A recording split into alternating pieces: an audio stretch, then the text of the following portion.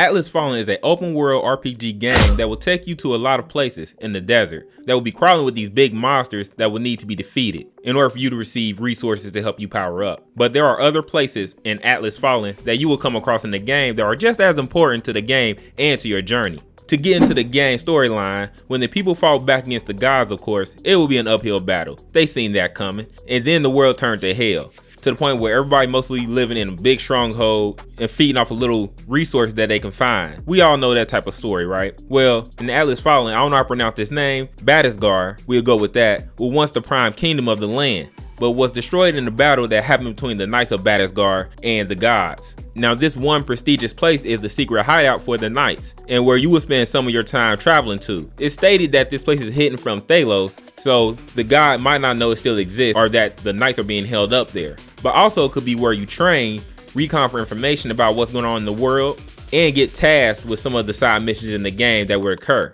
I wouldn't be surprised if a good part of the storyline takes place in this area. On most adventure games and any other games that have an open world RPG that you're playing a character traveling along, there are marketplaces where that character can shop and re-up on supplies before heading back out to fight. Even though there is a man that you will encounter on your travels through the sandy world, and usually those traveling markets only have a limited amount of resources. But here in this place is where the main area of supplies lay. In the trailer, we seen that the character was sand surfing up to the front of the Castrum 7. Is what this place is called. First impression on this place from the outside, it looks like the city is on its last leg and barely being held together. The Knight of Badasgar once protected this place. Now the people that resides there use a shelter stone for defense. It's a very weakened shelter stone. Now I'm very positive this place will also be where you encounter more side missions to help the people that live in that area. And of course feed into the storyline as well. But I can't help but think that this place will also be discovered at some point by Thelos if the god already don't know that this place is there. And I think one of two things will happen in this game. Option number one is that you're thrown into a battle once Thelos find out this city is losing its defenses and send enemies to go and attack it. The second option is for you to go out into the deserts that actually have names, which we talked about later on in this video, where you will encounter certain monsters and the resources that are retrieved from those monsters are taken back to the city of Castrum 7 and help you build better defense for them against Thelos. If you're enjoying the content, remember to hit one of those engagement buttons. I appreciate it. If you haven't noticed from the content we have been receiving from Atlas Fallen, there's a floating ship in the sky.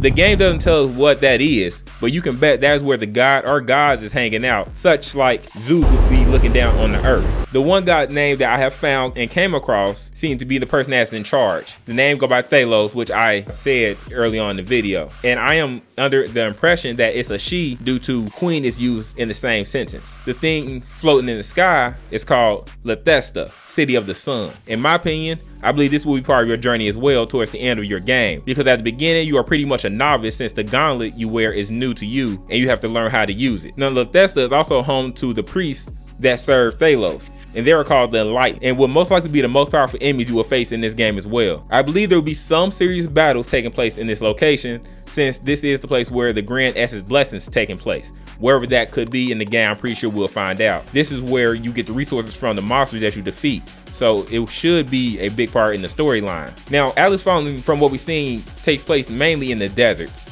but no actual names have been given to the dangerous places that I've came across until now. The Endless Desert is broken up into two regions. One of the regions is called Calordace Desert, and the other is called the Vast Desert. Now these are where the sand monsters that you'll be fighting hide out at, better known as wraiths. There are areas between these two deserts that we can see in the trailers but don't have names to, and we're not sure which of the two deserts that they reside in. But there are different areas that we do not know about yet. But we do know that only well-equipped people travel these deserts, such as yourself and the others who have power of the gauntlets with them. In my opinion, this means you will be doing a lot of side missions because not many people of Castrum 7 will be making the trips out there.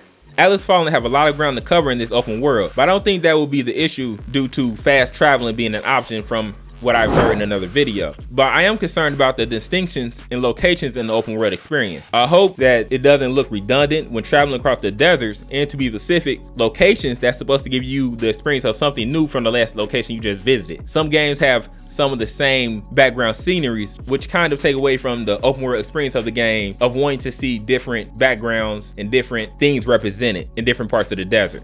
The game is big on combat, but I hope they do not take too much away from the open world experience, because I think that will fall short of Atlas Fallen expectations. Nonetheless, the game still got my attention. and I'm very excited to buy it. Atlas Fallen is due to release May 16th for Xbox, PlayStation, and PC.